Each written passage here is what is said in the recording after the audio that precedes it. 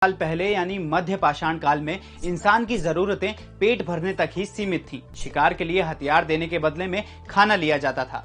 फिर आया नवपाषाण काल और शुरू हुआ बार्टर सिस्टम, यानी किसी एक सामान के बदले दूसरे सामान को खरीदना। समय बीता और चलन शुरू हुआ कमोडिटी मनी का। शुरुआती तौर पर जौ, ऊन और चांदी को करेंसी मान लिया गया। सही माप हो सके इसके लिए एक इकाई बनाई गई, सिला। जैसे आज के समय में लीटर और ग्राम होता है। जहां ये कमोडिटी मनी उपलब्ध नहीं होती, वहां बैल, मानव खोपड़ी या पत्थर को करेंसी की तरह यूज किया जाता।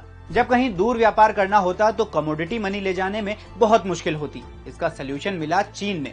1200 ईसा पूर्व चीन में कौड़ी को ऑफिशियल करेंसी के तौर पर यूज किया जाने लगा। ये करेंसी इतनी पॉपुलर हुई कि अफ्रीका और दक्षिण एशिया में करीब 4000 साल तक इसका इस्तेमाल होता रहा। भारत के ओडिशा में तो 1805 तक कौड़ी से ही लेन देन किया जाता था। फिर ईस्ट इंडिया कंपनी आई और इसे बंद कर दिया।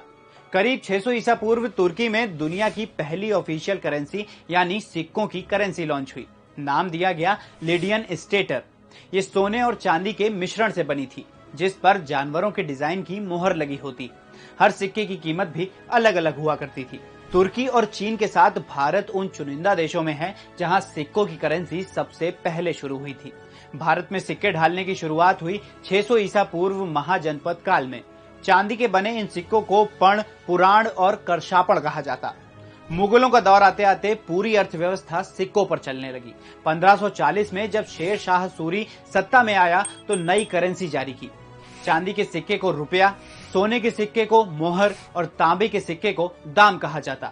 दाम को बाद में पैसा कहा जाने लगा। फिर आया ब्रिटिश ईस्ट इंडिया कंपनी का दौर। 1857 में रुपया को भारत की ऑफिशियल करेंसी बना दिया गया। लंबे सफर पर ज्यादा करेंसी लेकर चलना काफी मुश्किल था, जिस वजह से 700 ईसा पूर्व पेपर करेंसी शुरू हुई। भारत में पेपर करेंसी की शुरुआत 1862 में ब्रिटिश ईस्ट इंडिया कंपनी के प्रेसिडेंसी बैंक ने की। क्वीन विक्टोरिया की फोटो वाले नोट जारी हुए। इन नोटों का लेखा जोखा और प्रिंटिंग मैनेज करने के लिए 1935 में रिजर्व बैंक की स्थापना हुई। 1947 में देश आजाद हुआ और 1969 में पहली बार भारतीय करेंसी पर महात्मा गांधी की फोटो छपी। तब से आज तक भारतीय करेंसी का पूरा जिम्मा रिजर्व बैंक के हाथों में ही है। ये तो हो गई सिक्कों और पेपर करेंसी की कहानी। मौजूदा सरकार ने 2014 में प्लास्टिक करेंसी लॉन्च करने की भी बात कही थी। इसके पीछे वजह थी प्लास्टिक करेंसी का ज्यादा लाइफ स्पैन। तो ये थी